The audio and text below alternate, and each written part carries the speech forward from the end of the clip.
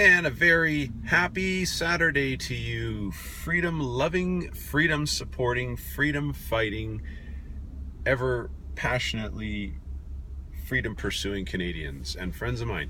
I am reporting to you on the findings of Freedom Network Canada's extensive research, which was really more summary research of all the excellent work that had already been done by a number of different organizations, starting off with the Family Action Coalition and Doug Sharp and his great work, Campaign Life Coalition, For My Canada, Fétine, excellent summary on the way to vote, how to vote as a social, as a Christian conservative, as a fiscal, economically concerned conservative. Hers was probably the best summary video that I can say, just synthesizes everything. It was posted on her Facebook page, so I send a link to that as well.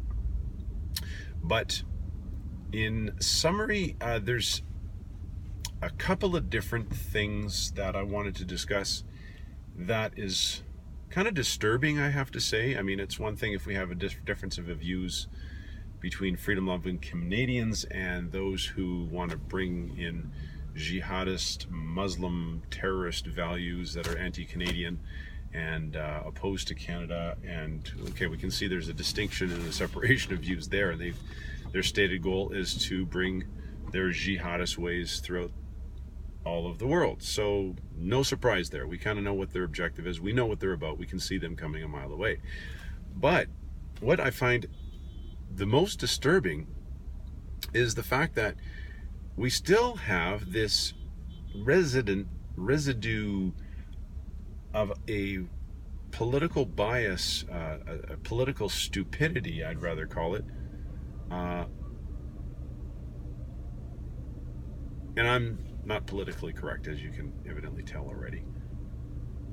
But a bias towards wanting to vote based on Facebook likes? Seriously? Come on.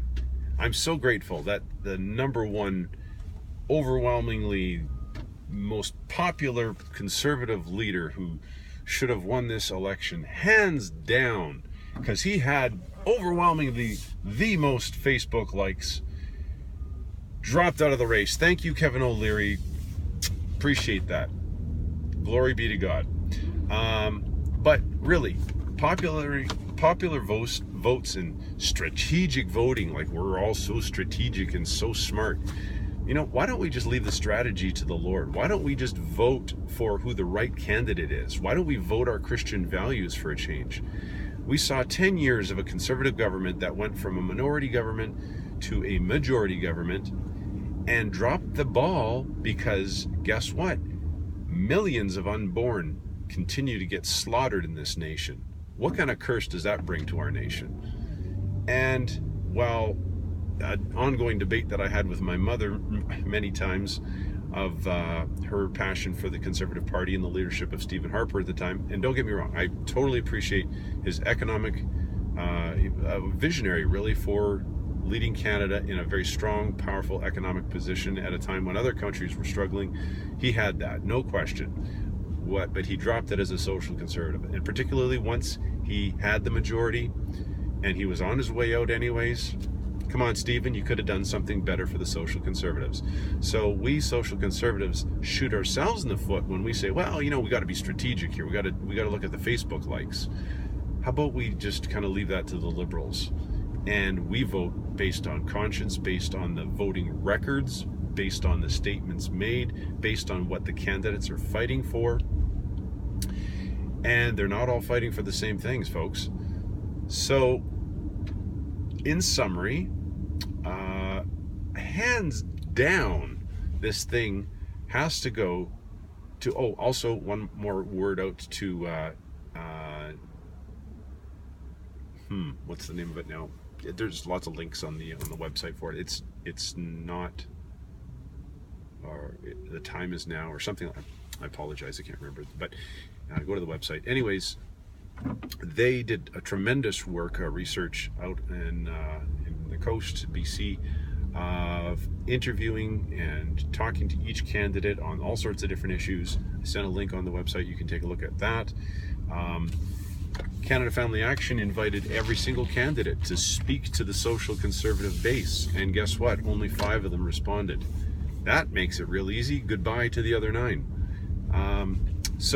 But through the whole research, the various political organizations and activist organizations, front and center, clear and abounding, it comes down to, according to the values, the freedom values, and filtered through the freedom values, one conservative nominee, or candidate rather, who is not only the best candidate, not only hits 100% across all categories, but I call it actually 110%, because this candidate, not only is he representing properly in every category, but the old dead issues like the traditional definition of marriage, this guy keeps bringing it forward. He's the only one who's still saying we're not done with this issue yet.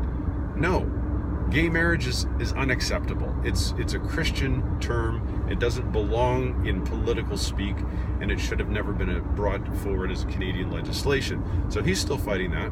Still takes heat for contesting the gay pride events, and gets slammed by various groups because of that, because of his position. Excuse me. Anti-M103. He's very much free speech, and when he sees an organization, a dead organization like the CBC, who deserves to be taken out back and shot, he is one of the few that's saying, let's defund the CBC. Yes, it's a very clear vote for the social conservative. His name is Brad Trost.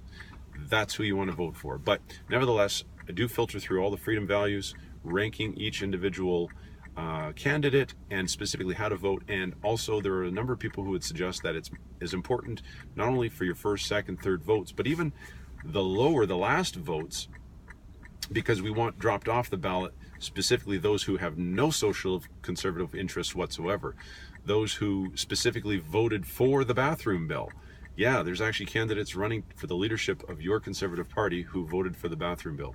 Anyways, so itemized, categorically, and I think all the work of all these different social conservative organizations have brought forward and sifted through the freedom values. I think just a tremendous work, and again, thanks to many individuals who did a lot of interviewing, a lot of hours, and Campaign Life Coalition, Canada Family Action,